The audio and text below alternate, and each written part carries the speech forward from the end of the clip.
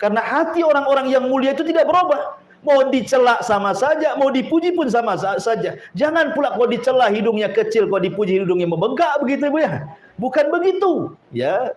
Supaya kita ini tidak ciut kalau ada orang yang tidak suka dengan kita. Karena orang berbuat baik saja, tidak semua orang suka dengan kita, apalagi berbuat jahat.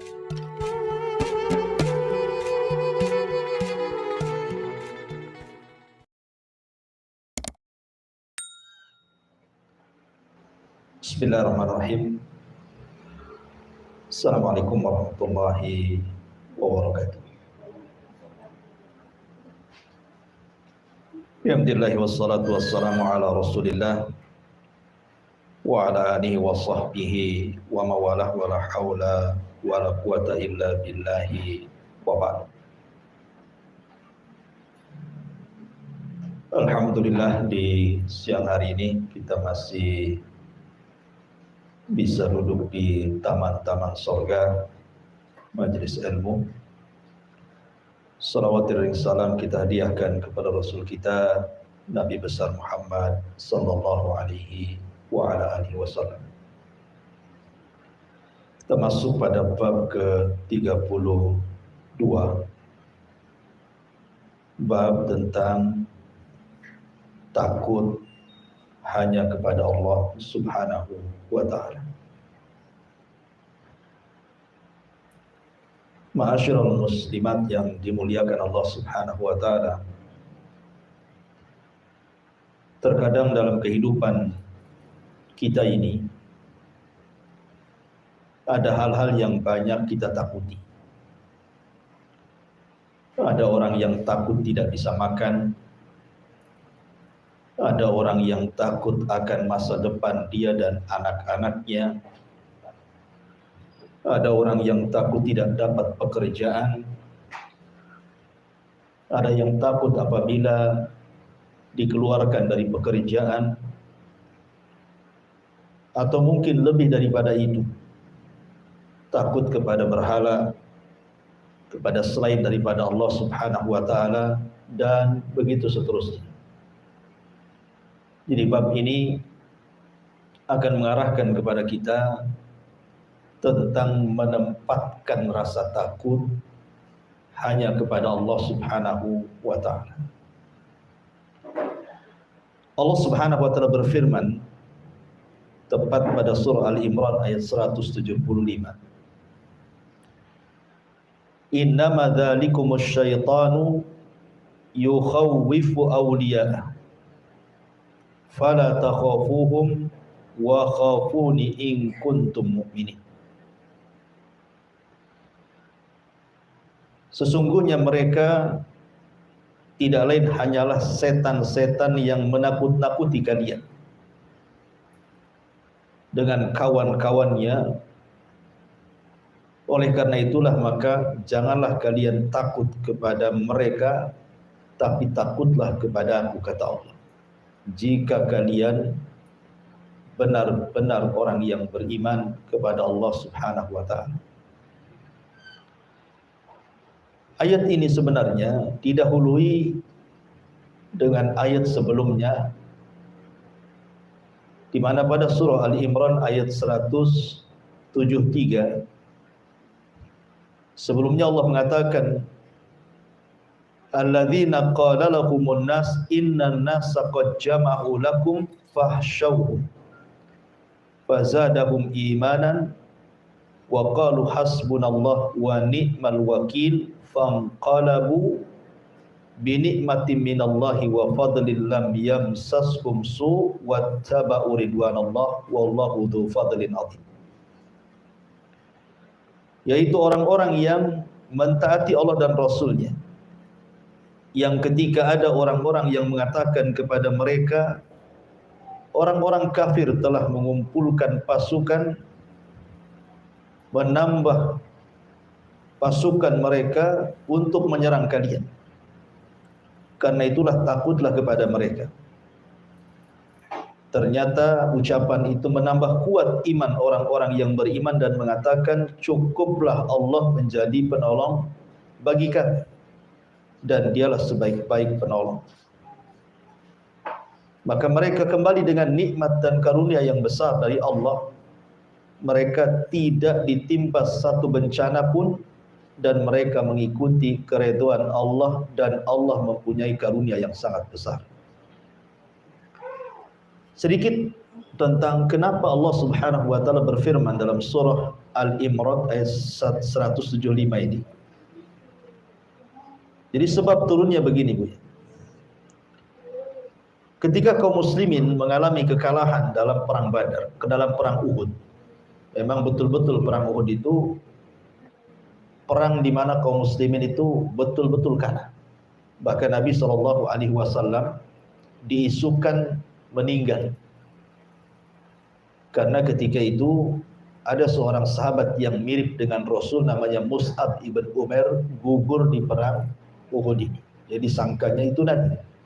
Sehingga tersebarlah isu kematian Rasulullah sallallahu alaihi wasallam di perang Uhud, padahal itu adalah kedustaan. Tetapi dengan tersebarnya isu kematian Rasul, itu menciutkan sebagian hati para sahabat sehingga mereka mundur dan berakhir dengan mengalami kekalahan. Tetapi walaupun demikian, Allah Subhanahu wa taala menyelamatkan nabinya dan tidak benar berita kematian. Dan begitulah Allah Subhanahu wa taala jadikan kehidupan ini terkadang kalah, terkadang menang. Wa tilkal ayyam nudawiluha bainan nas. Terkadang hari-hari itu diputarkan oleh Allah Subhanahu wa taala. Ketika kemudian kaum muslimin sudah kembali ke Madinah, tiba-tiba kemudian Abi Sufyan ketika itu bicara kepada Abdul Qais, dan Abdul Qais ini seorang pedagang yang selalu berangkat dari Mekah ke Madinah. Jadi Abi Sufyan mengatakan, dan Abi Sufyan itu tokohnya orang Quraisy ketika itu belum masuk Islam, dan dia yang memimpin perang Uhud. Kata Abi Sufyan, "Ndak kemana kau Abdul Qais?" Kata Abdul Qais mengatakan, "Kami dan beberapa teman kami akan pergi ke kota Madinah." Kemudian kata Abi Sufyan, "Maukah engkau menyampaikan berita dariku kepada Muhammad? Mau enggak? Nanti ku berikan engkau imbalan." Akhirnya kemudian Abdul Qais dan kawan-kawannya sepakat mau. Akhirnya berangkatlah 3 orang ini dari Mekah menuju kota Madinah.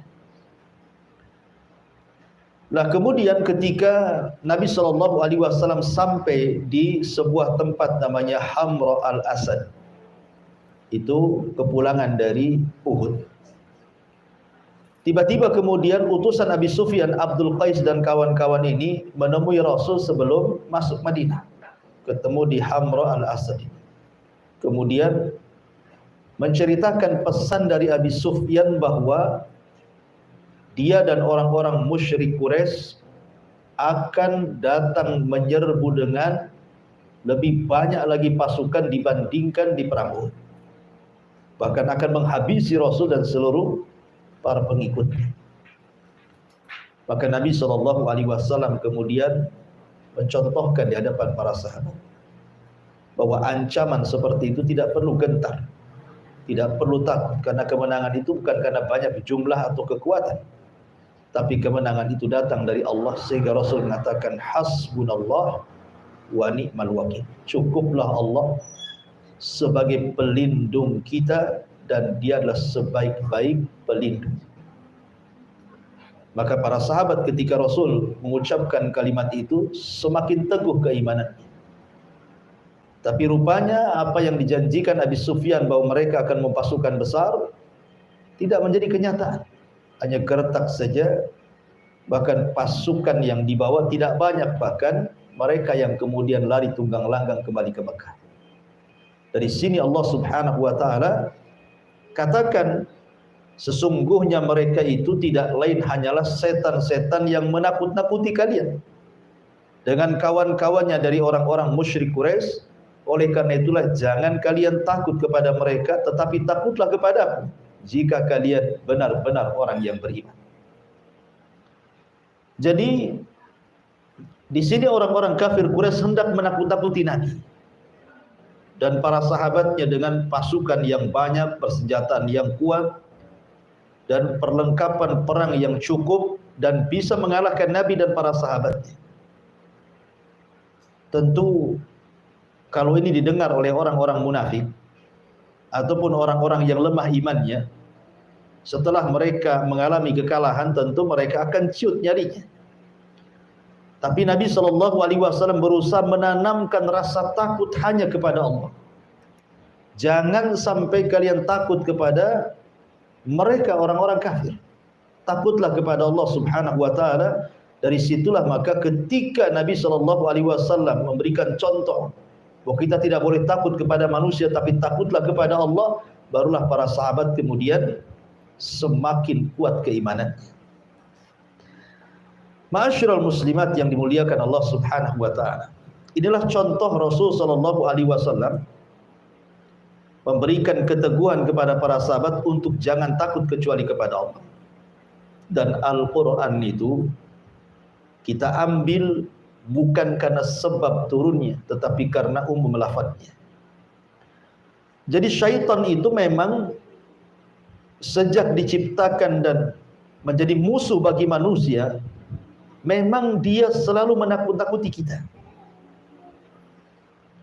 Salah satu contohnya adalah, ibu bisa buka Al-Baqarah ayat 268. Allah Subhanahu wa taala berfirman, "Asy-syaitanu ya'idukumul faqra wa ya'murukum bil fahsyah wallahu ya'idukum maghfiratan minhu wa fadla wallahu wasi'un alim." Syaitan itu senantiasa memberikan was-was kepada orang-orang yang hendak berinfak, bersedekah, berzakat.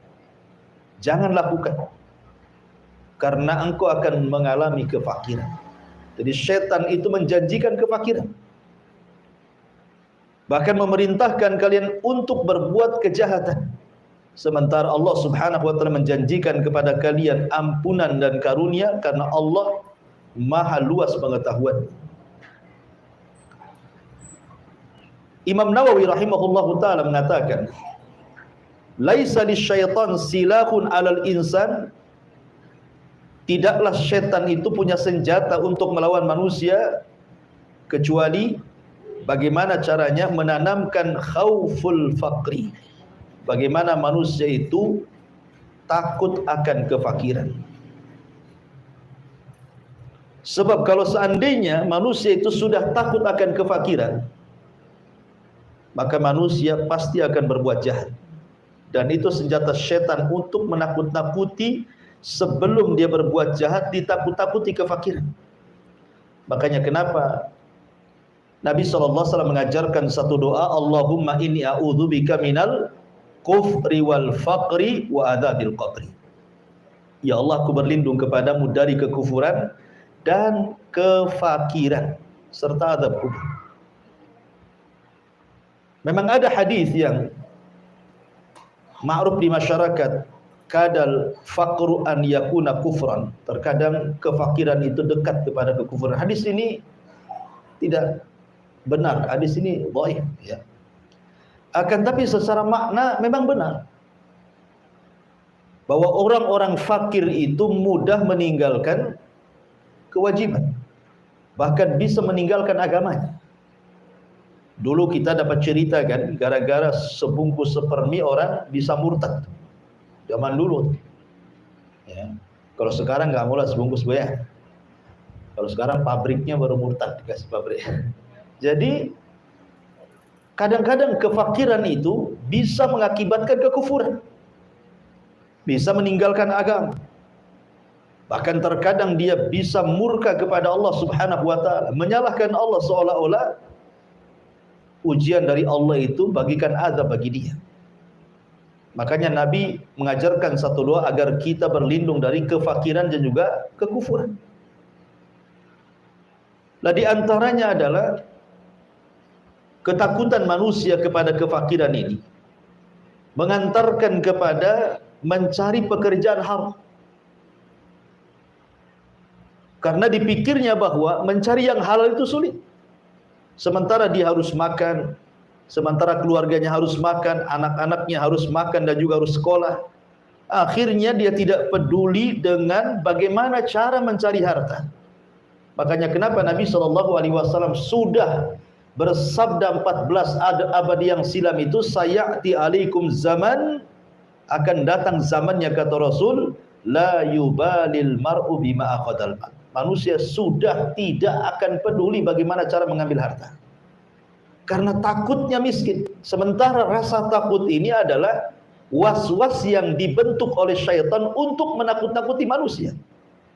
Sehingga rasa takut yang dalam kepada kefakiran itu akhirnya mengantarkan mencari barang-barang atau pekerjaan-pekerjaan yang diharamkan Allah Subhanahu wa taala. Ataupun mungkin kefakiran ini juga bukan hanya sekedar mengantarkan kepada mencari hal-hal yang kemudian diharamkan dari pekerjaan, terkadang juga sampai kepada membatasi keturunan. Ingat, Nabi SAW mengatakan, tazawwajul walud wal wadud fa inni mukatsirun bikumul umam yaumal qiyamah. Kata Rasul, nikahilah wanita yang tukang beranak dan juga penyayang kepada suami. Kemudian Rasul mengatakan, karena saya akan berbangga dengan banyaknya umat pada hari kiamat. Tapi ada sebagian orang yang kemudian berpikir, kalau banyak anak ini, gimana cara ngasih makan? Gimana nyekolahkannya? Takut dia. Takut masa depannya. Pada Allah Subhanahu wa taala mengatakan, nahnu narzukukum wa iyyahum. Kami loh yang kasih rezeki kalian dan juga anak-anak kalian. Kenapa mesti pusing? Lah terkadang kemudian perasaan takut kepada selain Allah yang dihembuskan oleh syaitan, salah satunya kepada kefakiran, itu mengantarkan orang akhirnya membatasi keturunan. Padahal tujuan pernikahan itu adalah memperbanyak keturunan. Ya. Kemudian juga yang ketiga, terkadang juga banyak akhirnya kemudian anak-anak muda terhalang dari menikah. Alasannya belum ada pekerjaan, alasannya belum mapan, alasannya nanti saya kasih makan apa istri saya gitu. Padahal Allah Subhanahu wa taala jelas-jelas yang mengatakan bahwa iyakunu fuqara yughnihimullah. Kalau kalian fakir nanti Allah kasih kekayaan. Dulu kita saja atau ibu-ibu dulu kan waktu menikah dengan suami ibu, awal-awal nikah kan banyak yang nggak punya rumah tuh. Tapi seiring dengan waktu, awalnya nyewa, akhirnya cari lahan, atau mungkin nyicil beli rumah, punya rumah. Yang nggak punya kasur sendiri beli kasur, punya kulkas, punya ini, punya itu, akhirnya lengkap satu rumah kan. Lah siapa yang kasih itu kalau bukan karena Allah Subhanahu wa taala? Dan itu sekali lagi bahwa itu adalah syaitan. Syaitan membisikkan di telinga anak-anak muda supaya menjauhi pernikahan, supaya tabatul. Sehingga disuruh maksiat kepada Allah Azza wa Jalla. Karena kalau dia tidak menikah, dia tidak bisa melampiaskan nafsunya kepada yang dihalalkan. Akhirnya melakukan hal-hal yang diharamkan Allah Azza wa Jalla. Dari sinilah kemudian Allah mengatakan, ya'idukumul faqra wa ya'murukum bil fahsya. Setan menjanjikan kefakiran, habis itu memerintahkan untuk berbuat kerusakan. Kemudian juga termasuk juga karena takut kefakiran, terkadang ada orang-orang tua yang punya anak gadis gitu ya. Ketika sudah waktunya menikah, terkadang dia pilih-pilih jodoh tuh anak-anak. Kalau dia tidak beragama tuh, mesti doktrin orang tuanya kepada anak gadis tuh, nah kalau cari jodoh cari yang mapan. Kalau bisa PNS, ya.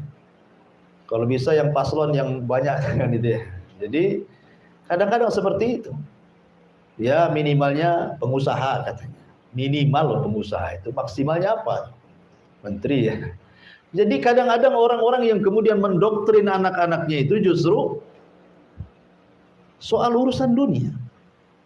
Padahal kita tahu bahwa kenikmatan berumah tangga itu bukan disebabkan karena kekayaan. Bukankah Rasul yang mengatakan ketika memilih kriteria itu, kata Rasul, fadfar bidzatid din taribat yadak. Ambil yang baik agamanya. Ambil yang baik agamanya, karena anak gadis kita itu akan melahirkan cucu kita. Cucu kita akan melahirkan cicit kita. Dan itu aset bagi kita setelah kematian kita. Mereka yang mendoakan kita. Kalau orang-orang yang kaya belum tentu sayang dengan orang tuanya.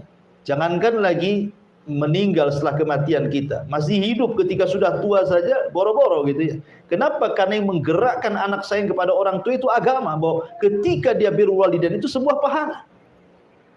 Makanya gara-gara kemudian was-was syaitan, akhirnya banyak kemudian orang-orang yang justru menjodohkan anak-anaknya dengan dilihat barometer kekayaan bukan dari agama.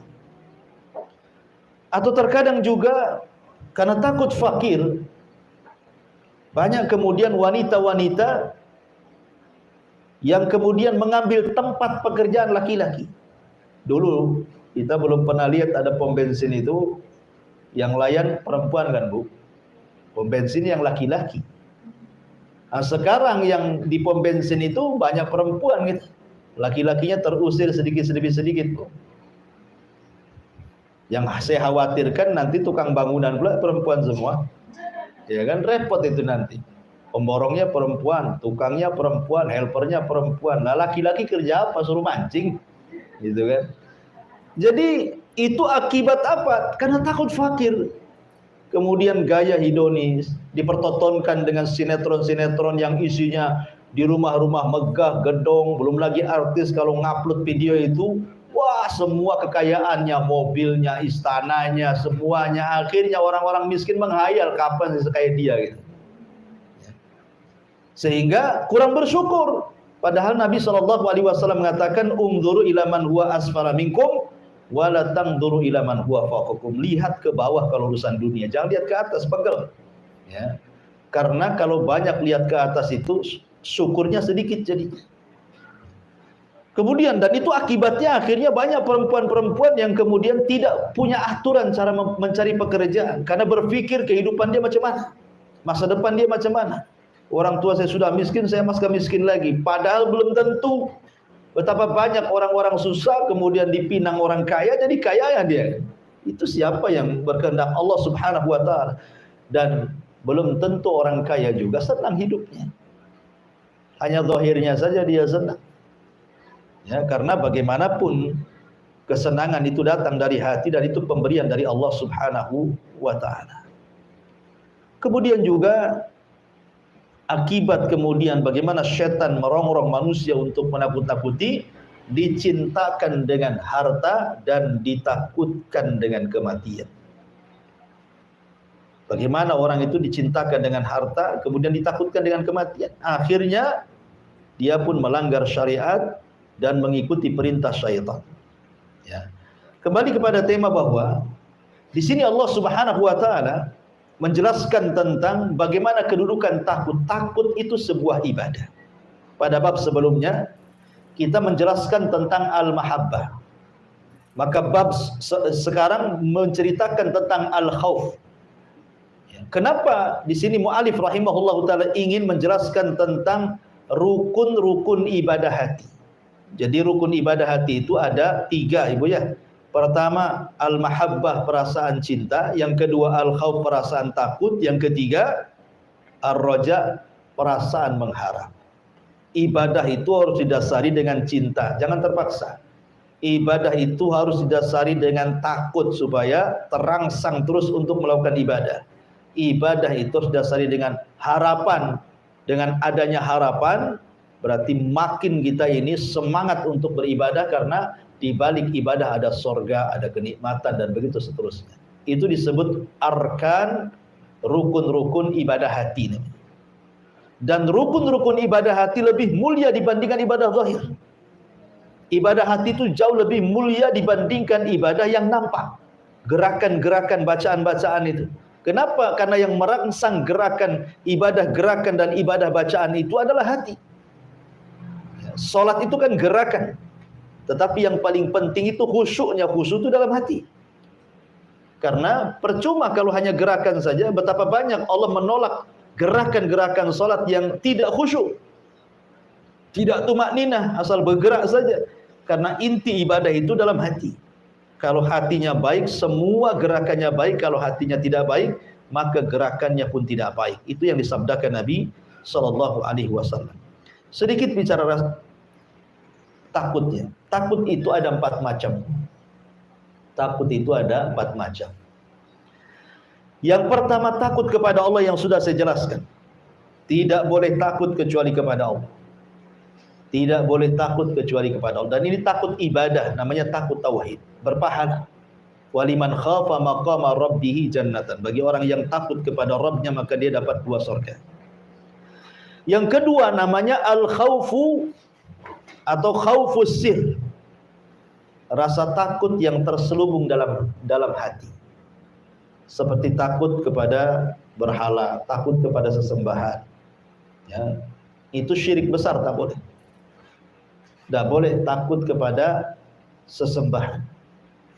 Seperti takutnya orang-orang musyrik di zaman Nabi sallallahu alaihi wasallam, kalau mereka sampai meninggalkan sembahan mereka, maka akan ditimpa azab. Ya, sehingga lihat para nabi ketika menghadapi kaumnya, seperti contohnya umpamanya Nabi Allah Hud alaihi salatu wassalam. Dia mengatakan kepada kaumnya, fakiduni jami'an summa la yundur. Silahkan kalian bersepakat dengan berhala kalian, buat makar untukku, aku tunggu. Jangan lama-lama, sekarang juga. Artinya Hud menanamkan bahwa kita tidak boleh takut kepada berhala-berhala. Takut itu hanya kepada Allah Azza wa Jalla. Ya. Tidak boleh orang takut seperti itu. Seperti takut, ya, seperti yang saya tokan tadi, banyak orang-orang yang kemudian menghambakan dinar, menghambakan dirham, menghambakan rupiah, dolar dan juga ringgit karena takut. Takutnya itu takut tidak makan, takut tidak terlaksana keinginan dia, cita-cita dia, sehingga dia hambakan duit itu. Hari-hari dari pagi sampai pagi dia cari duit. Dia lupa sholat, lupa zakat, lupa segala-galanya. Dia menghambakan uang. Oh, sekarang kan berhalanya uang. Handphone berhalanya sekarang, ya, bukan batu lagi. Kadang-kadang sibuk main handphone, padahal sudah datang waktu zuhur, tidak peduli dengan zuhur tuh. Dengan asar tidak peduli, dengan maghrib, pokoknya nongkrongnya di handphone. Jadi berhala tuh handphonenya jadinya kan. Ini kalau kemudian dia lebih takut kepada selain Allah Azza wa Jalla dibandingkan takut kepada Allah, oh hati-hati. Ya, ini takut sir. Ini syirik, kesyirikan, tidak boleh. Jadi ma'asyiral muslimat yang dimuliakan Allah Azza wa Jalla, ataupun datang ke kuburan-kuburan orang soleh, ke kuburan orang-orang soleh gitu. Dia takutnya kepada kuburan itu melebihi takut dia kepada Allah. Itu juga bisa mengantarkan kepada kesyirikan kepada Allah Azza wa Jalla. Kemudian yang ketiga, takut tapi tidak sampai syirik. Cuman rasa takut ini mengantarkan akhirnya meninggalkan yang wajib atau melaksanakan yang haram. Contoh, ibu diancam sama suami, ya, kau jangan sholat, nah itu ya. Akhirnya ibu takut, betul-betul tak sholat. Kenapa tak sholat? Takut sama suami. Kalau saya sholat saya dipecat katanya kan, saya ditalak, saya takutlah katanya. Atau dalam sebuah perusahaan, aturan perusahaan tidak boleh ada sholat. Akhirnya kemudian orang tidak mau keluar dari perusahaan itu. Jadi ketika ditanya, kenapa kau tidak keluar dari perusahaan itu? Ya, bukankah di perusahaan itu ketat tidak boleh sholat? Takut saya kalau keluar nggak ada kerjaan lagi. Ya nggak apa-apalah kan itu ya. Akhirnya rasa takutnya meninggalkan yang wajib dan mengerjakan yang haram. Nah, ini takut haram, tidak sampai syirik. Ya, takut haram. Dan yang terakhir tentu disebut dengan takut tabiat. Ya wajar ibu takut diancam orang. Ya, ada preman ngancam, kita takut, itu tabiat. Ya, takut sama buaya, apalagi buaya darat gitu kan. Jadi kalau memang takut seperti itu tabiat, tidak ada masalah. Tapi yang jelas bahwa dari semua takut itu yang paling utama takutlah kepada Allah Subhanahu wa taala. Kemudian dalil yang kedua. Allah Subhanahu wa taala berfirman, "Innama ya'muru masajidallah man amana billahi wal yaumil akhir wa aqama as-salata wa ata az-zakata wa lam yahsha illallah fa asa ulaika an yakunu minal muhtadin." orang-orang yang memakmurkan masjid-masjid Allah. Hanyalah orang-orang yang beriman kepada Allah dan hari akhir, serta mendirikan salat, menunaikan zakat, dan tidak takut kepada siapapun selain kepada Allah. Mereka adalah orang-orang yang diharapkan termasuk golongan orang-orang yang mendapatkan petunjuk. Dalam ayat yang kedua At-Taubah 18 ini, Allah Subhanahu wa taala ingin menjelaskan kepada kita bahwa orang-orang yang memakmurkan masjid itu ada dua macam. Ada memakmurkan secara fisik, memakmurkan masjid secara fisik, seperti membangun masjid, ikut mewakafkan material-material masjid, entah besinya, entah semennya, entah kerikilnya, entah pasirnya, entah gentengnya, spandeknya, atau apalah yang berkaitan dengan pembangunan. Dan ini besar pahalanya. Sebagaimana Nabi SAW mengatakan, man bana masjidan lillahi kamif hasiqitatin au asghar banallahu lahu baitan fil jannah. Barang siapa yang membangun masjid walaupun sebesar sangkar burung atau lebih kecil dari sangkar burung, tetap Allah Subhanahu wa taala akan bangunkan bagi dia rumah di surga. Apa maksudnya? Imam Syaukani rahimahullah mengatakan maksudnya, kan tidak mungkin kita pahami secara zahir hadis ini, Bu. Masa barang siapa yang membangun masjid walaupun sebesar sangkar burung, orang aja nggak masuk, ya burung aja yang masuk di situ kan? Ya, kan tidak mungkin orang bangun masjid segede sangkar burung. Seberapalah sangkar burung itu? Maksudnya kata Imam Syaukani hadis ini, maksudnya di sini kinayah bahwa sekecil apapun ibu nyumbang untuk pembangunan masjid, walaupun hanya satu lonjor besi, satu sak semen, satu gerobak pasir, satu gerobak koral, satu lembar spandek gitu ya, satu lembar baja ringan atau apalah kan, itu sudah cukup ibu dibangunkan satu rumah di surga. Ya, ini yang pertama. Kemudian makna yang kedua, bahwa yang dimaksud orang yang memakmurkan masjid itu memakmurkan secara ruhiyah. Ya, yang pertama membangun fisik, ataupun ya tadi membangunkan secara ruhiyah. Ruh kita dibangun di situ.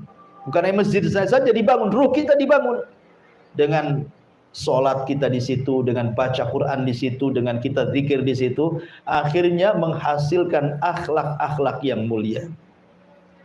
Ya, karena masjid itu tempat tarbiyah. Orang kalau pulang dari masjid, harusnya dia tidak mengucapkan kalimat kotor dan tidak melakukan perkara fasik. Kenapa? Karena Allah yang mengatakan inna sholata tanha 'anil fahsya'i wal munkar. Salat itu mencegah perbuatan keji, ucapan-ucapan kotor, dan mungkar, perbuatan fasik.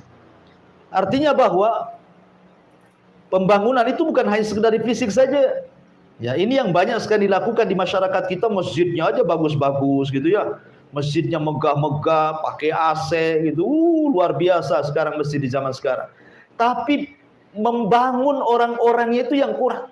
Sehingga banyak masjid bagus kosong dari jamaah.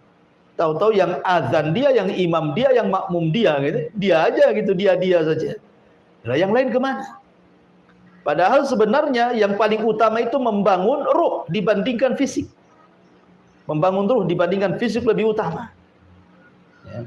Tapi juga bagaimanapun dua-duanya juga utama. Makanya Allah Subhanahu wa taala mengatakan orang-orang yang memakmurkan masjid-masjid Allah itu ya orang-orang yang beriman kepada Allah dan hari akhir, melaksanakan salat, menunaikan zakat, dan yang paling penting syahidnya di sini walam yahsya illallah, walam yahsya illallah, dan dia tidak takut kecuali kepada Allah Azza wa Jalla.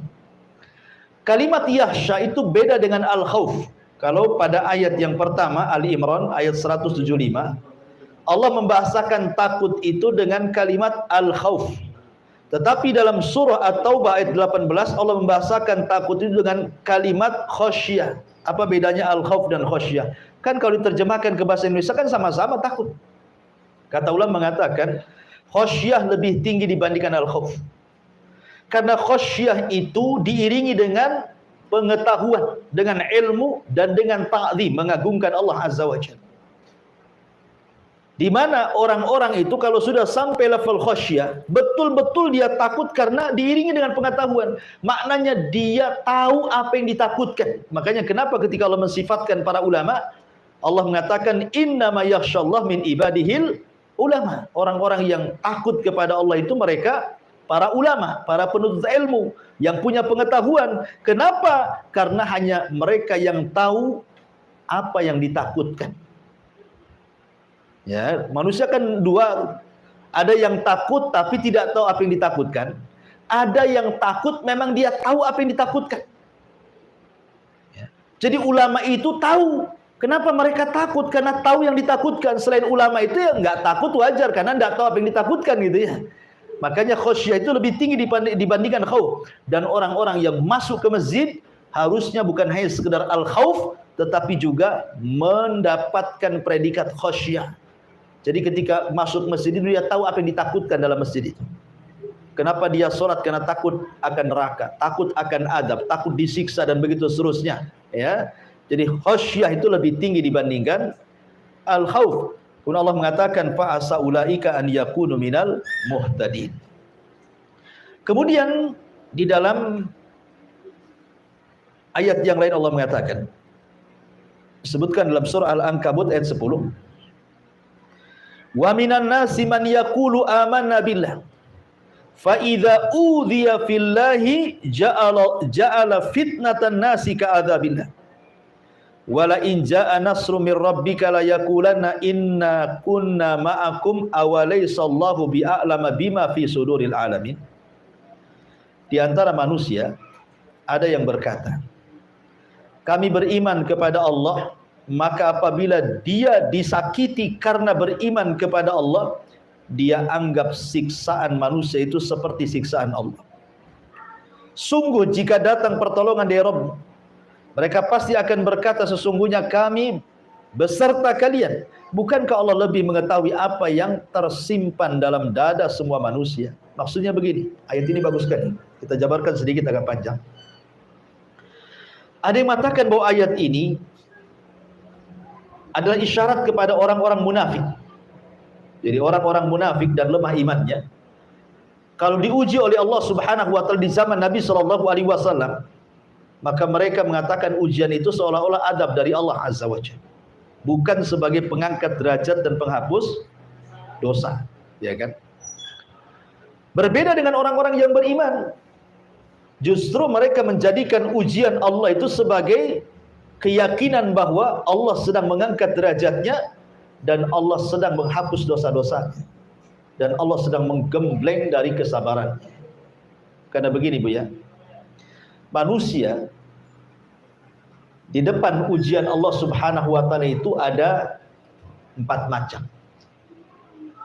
Kalau seandainya ibu diuji oleh Allah, sakit, berkepanjangan, ekonomi lagi bermasalah, apalagi BBM naik gitu ya. Semua naik jadinya Bu ya. Ya, sampai COD aja naik tuh. Ya, Shopee aja naik ongkosnya katanya. Naik semua Ibu ya. Sampai ibu pun naikkan juga uang belanjanya itu sama suaminya.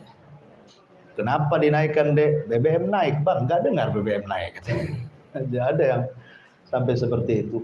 Jadi kalau ada orang diuji nih, entah itu kematian orang dicintainya, atau mungkin kefakiran hidupnya, atau penyakit yang dideritanya, dan begitu seterusnya.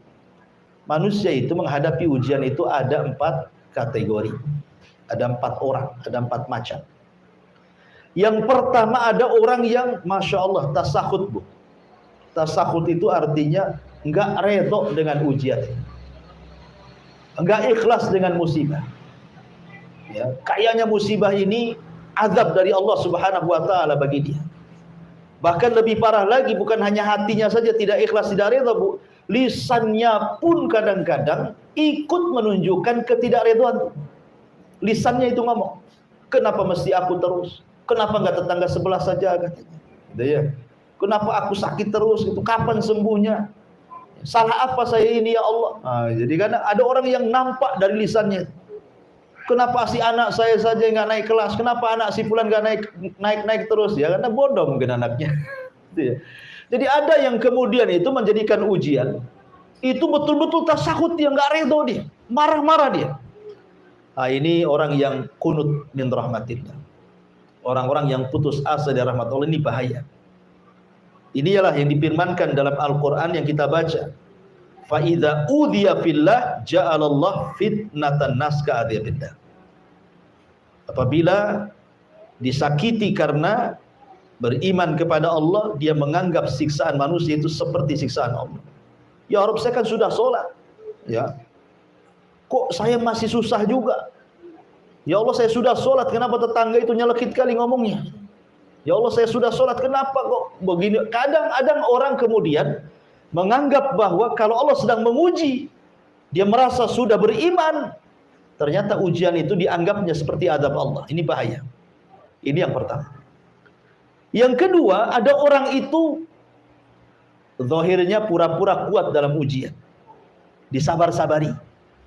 Ya, pokoknya suaminya meninggal sabar, ekonominya gulung tikar sabar. Ya, disabar-sabari. Ada orang yang menyabar-nyabari diri, Bu. Tapi jangan disenggol. Kalau disenggol keluar semua keluhannya. Nah, ada orang kayak gitu, Bu. Nampaknya sabar, sabar, sekali Ibu tegur, "Cemana jualannya?" "Aduh, payah," kata. "Udah sebulan ini begini-begini, begono-begono." Itulah. Ada orang yang nampak menyabar-nyabarkan diri, tapi kalau disenggol keluar semua. Ini kelompok yang kedua, tapi agak rendah daripada kelompok pertama. Ada kelompok yang ketiga, ini beda lagi. Dia betul-betul ikhlas. Betul-betul ikhlas, redha, betul ya. Disenggol nggak disenggol ya memang dia ikhlas, sabar betul orang ini. Memang sudah dicatat di Lauhil Mahfuz, saya ini harus dapat ujian hari ini. Memang sudah dicatat, memang orang yang saya cintai harus meninggal hari ini. Pokoknya betul-betul sabar. Ini yang luar biasa. Dan yang lebih luar biasa lagi adalah yang nomor keempat. Sudah sabar, sudah ikhlas, sudah redha, lisannya juga justru mengucapkan alhamdulillah. Setelah dia mengucapkan innalillahi wa inna ilaihi rajiun, dia mengucapkan alhamdulillah. Karena jarang sedikit atau sedikit sekali orang yang ditimpa musibah mengucapkan alhamdulillah. Saya contohkan sebuah kisah namanya Urwah ibn Mas'ud, Urwah ibn Zubair rahimahullahu ta'ala. Jadi Urwah ini, Bu, dikasih penyakit kakinya. Salah satu kakinya harus diamputasi. Akhirnya kemudian dikatakan kepada Urwah, "Ya Urwah, engkau harus minum khamr. Kakimu akan diamputasi dan kau akan merasakan sakit." Kata Urwah, "Tidak. Aku tidak akan minum yang diharamkan Allah. Kalau engkau ingin putuskan kakiku, tunggu aku ambil wudu, kemudian aku sholat 2 rakaat, saat sholat kau potong kakiku," katanya. Subhanallah. Jadi dia mengambil momen khusyuk itu sebagai obat bius bagi dia. Itu ulama dulu, Bu. Khusyuk itu bisa jadi obat bius, sehingga ketika dipotong sudah terpotong, disangka belum dipotong. Lah di waktu yang sama ketika kemudian kakinya terpotong satu, artinya sudah pincang, dah punya kaki satu. Ada kabar pula salah satu putra daripada Urwah ini meninggal dunia. Bayangkan, berturut-turut musibahnya. Pertama kakinya hilang, yang kedua anaknya hilang. Tapi Urwah mengatakan alhamdulillah ala kulli hal. Segala puja dan puji bagi Allah. Segala sesuatu ada kebaikannya. Sehingga orang-orang heran dan mengatakan, "Ya Urwah, kok bisa kamu mengucapkan alhamdulillah?" Kata Urwah, "Ya, tidakkah kau lihat anggota badan diriku? Aku masih punya 2 tangan dan aku masih punya 1 kaki. Aku tetap bersyukur kepada yang ada. Dan kenapa aku mengucapkan alhamdulillah? Karena kematian putraku, karena aku masih putra yang lain yang bisa membanggakan diriku." Jadi orang yang keempat ini tetap dia mensyukuri nikmat yang tersisa pada badannya, tidak terus fokus pada musibah yang menimpanya. Ini kan luar biasa, Bu. Yang keempat ini, tingkatan menghadapi musibah yang luar biasa yang keempat. Makanya jarang yang keempat ini dilakukan orang, kecuali betul-betul orang yang dirahmati oleh Allah Subhanahu wa taala, penyabar, penyayang gitu ya, redha, ikhlas dan mengatakan alhamdulillah. Mau diapakan lagi? Ya kan? Lah ma'asyiral muslimat yang dimuliakan Allah Azza wa Jalla, ayat ini memberikan pelajaran kepada kita bahwa jangan pernah seseorang itu menyandarkan hidup kepada manusia. Sebab kalau seandainya manusia menyakiti kita, maka kita anggap mereka menyakiti seolah-olah adab dari Allah Subhanahu wa taala. Makanya nanti hadis setelahnya Nabi SAW mengatakan, manil tamasa ridallah bisakhatin nas radhiyallahu anhu wa arda anhun nas, wa man iltamasa ridhan nas bisakhatillah sakhitallah alaihi wa askhata alaihi nas. Barang siapa yang mencari keridhaan Allah, walaupun membuat orang marah, maka Allah akan redha kepadanya. Dan barang siapa yang mencari keridhaan manusia dengan perkara yang bisa mendatangkan kemarahan Allah, maka Allah akan marah kepadanya dan membuat orang-orang jadi marah kepadanya. Jadi memuliakan diri sendiri, jangan pernah menyandarkan kepada orang lain.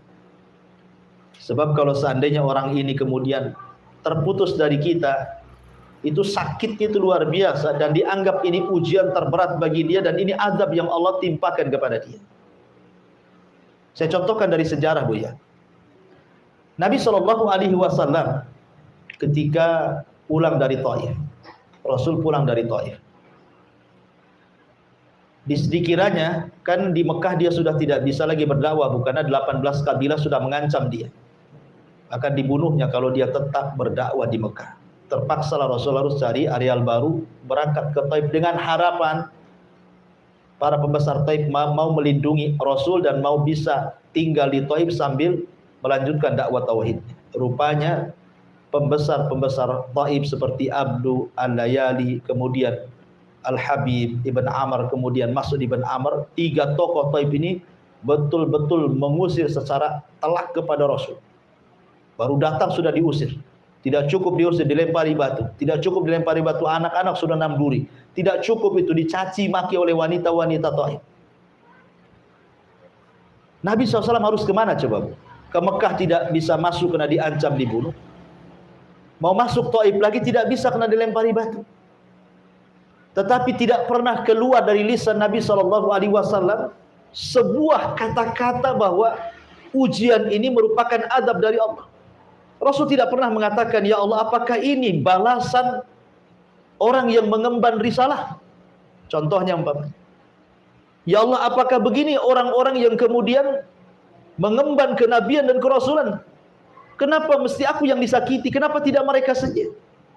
Kenapa mesti aku seperti ini? Rasul tidak mengatakan seperti itu. Tapi subhanallah, Nabi SAW mengajarkan kepada kita sebuah doa saat disakiti orang Taif itu. Apa kata Rasul? Allahumma ilaika ashku dha'fa quwwati wa qillati hilati wa hawani 'alan nas.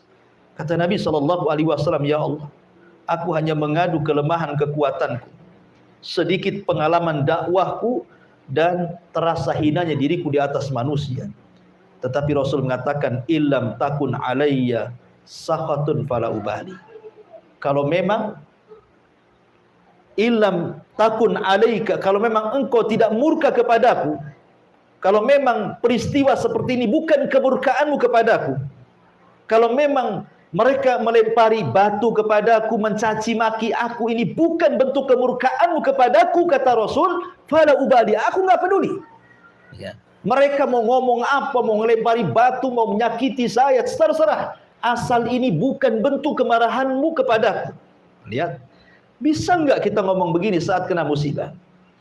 Umpamanya ibu kena sakit gitu, ya Allah, selama sakit ini, umpamanya persis seperti ucapan Nabi SAW, ya, ini bukan bagian azabmu untukku, saya nggak peduli. Ya, boleh jadi ini adalah engkau hendak mengangkat derajatku dan menghilangkan dosa-dosaku. Ah, kan enak, Bu. Kalau ibu ngomong gitu, tenang tuh hidup tuh. Umpamanya ini gulung tikar usahanya, dia ngomong, ya Allah, selama gulung tikar ini, kebangkrutan ini bukan azab dari kepada kamu, bukan karena engkau murka kepada aku nggak peduli. Mau gulung tikar, mau bangkrut, nggak peduli. Ya. Yang penting afiataka, karuniamu, maafmu lebih luas kau berikan kepada aku. Itu yang dikatakan Nabi SAW, ghairu anna afiyataka hiya awsa'ali, akan tetapi maafmu kepadaku lebih luas dibandingkan murkamu kepadaku. Kalau orang ngomong begini saat kena musibah, Bu, tenang satu dunia, Bu. Nggak ada orang yang menjerit-jerit, apalagi sampai curhat kemudian di FB itu nggak ada.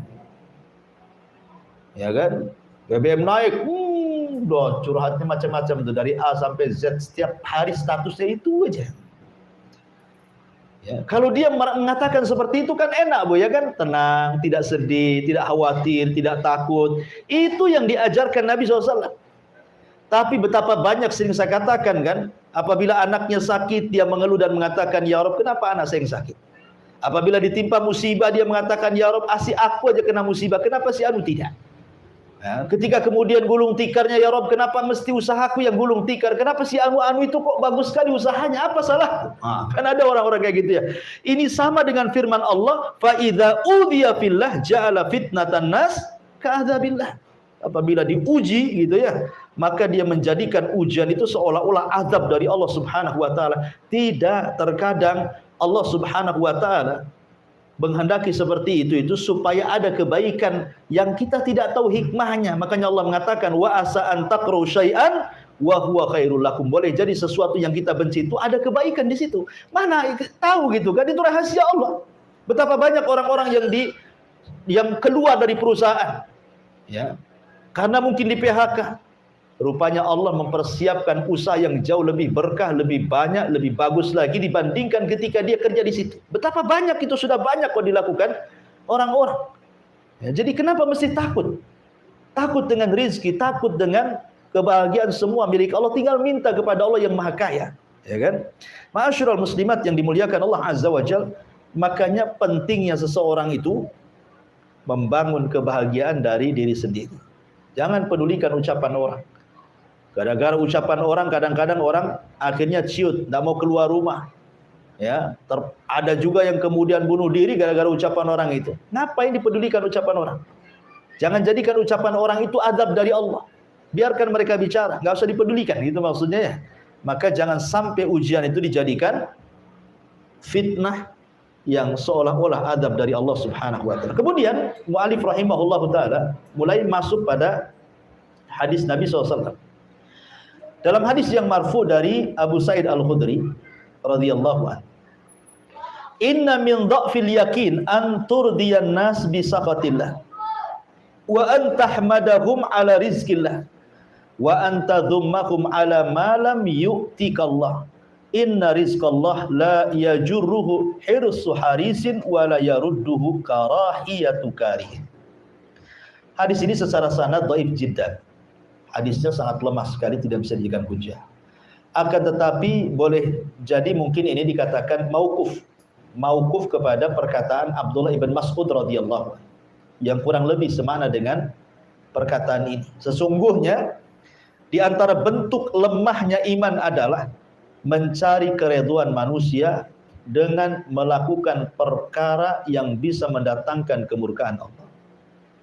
Memuji orang lantaran rizki Allah yang diberikan lewat mereka, dan mencela orang lantaran rizki Allah yang tidak diberikan lewat mereka. Sesungguhnya datangnya rizki Allah tidak dapat dipercepat dengan semangat seseorang yang mengelola untuk mendapatkannya. Begitu juga tidak dapat ditinggalkan oleh kebencian seseorang yang membencinya. Subhanallah, ini banyak terjadi di masyarakat. Ya, bahwa terkadang manusia itu ingin mencari keridhaan manusia, tetapi dengan cara yang membuat Allah murka. Ya, banyak orang yang kemudian mencari ridha manusia, tidak peduli Allah murka atau tidak murka. Itu banyak sekali di masyarakat.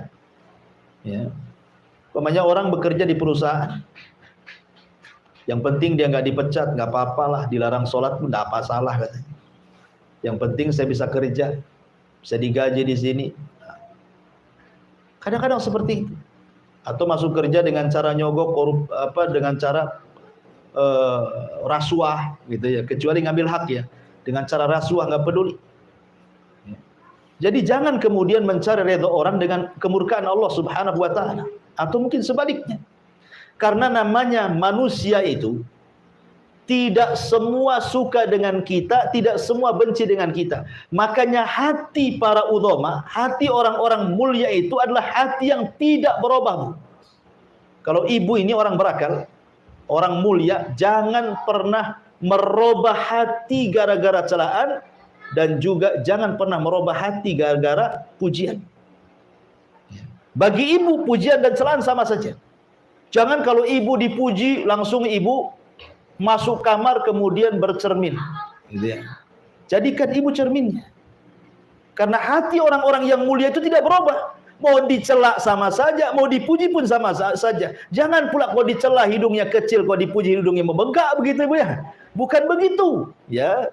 Supaya kita ini tidak ciut kalau ada orang yang tidak suka dengan kita. Karena orang berbuat baik saja, tidak semua orang suka dengan kita, apalagi berbuat jahat. Ya, maka dari sini jangan mencari redha manusia di atas kemurkaan Allah Subhanahu wa taala. Karena bagaimanapun kemuliaan itu datang dari Allah. Siapa yang Allah muliakan, tidak ada makhluk yang bisa menghinakan.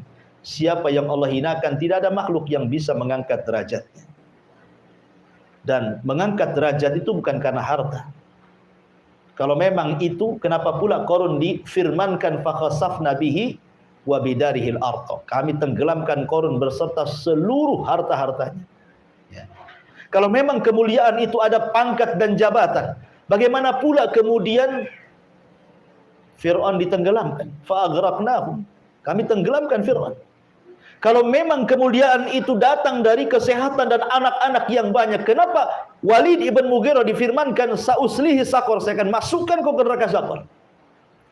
Kalau memang kemuliaan itu ada pada kesombongan, kekuasaan, kenapa Namrud dibunuh oleh seekor nyamuk yang masuk ke hidungnya, bersarang di otaknya 40 tahun kemudian meninggal?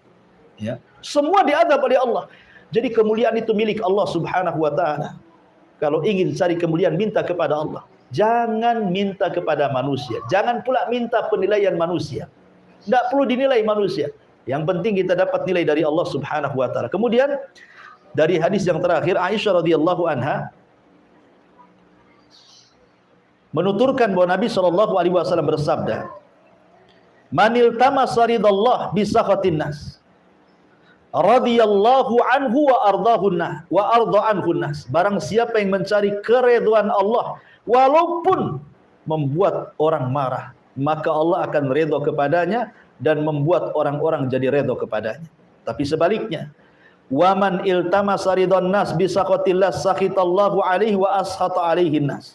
Barang siapa yang mencari keridhaan manusia di tengah-tengah kemurkaan Allah, maka Allah murka kepadanya dan Allah akan buat manusia murka kepadanya.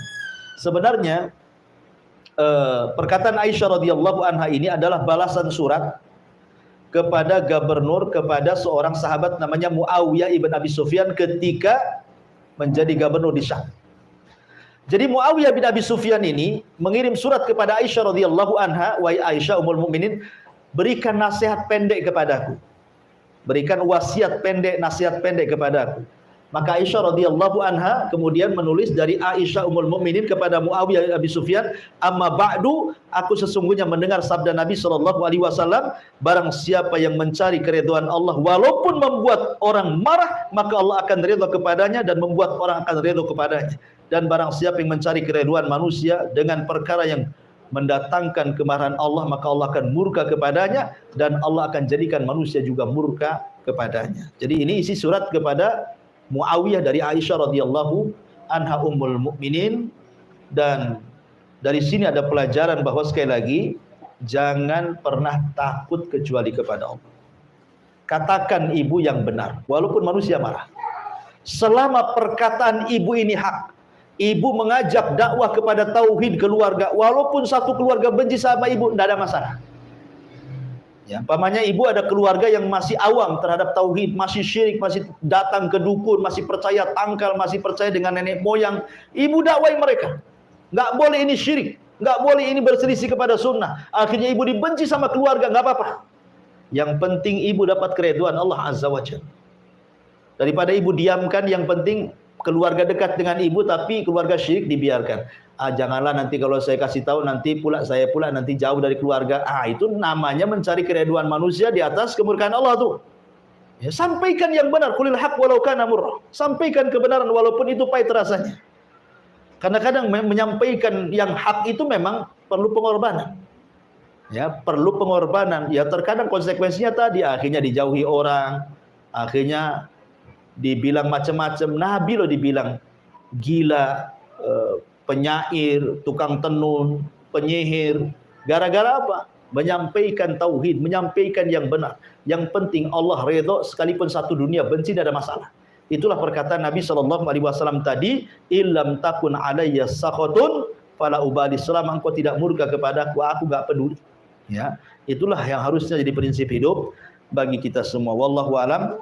Ini yang bisa sampaikan dari bab yang ke-32, takut kepada Allah. Silakan kita buka tanya.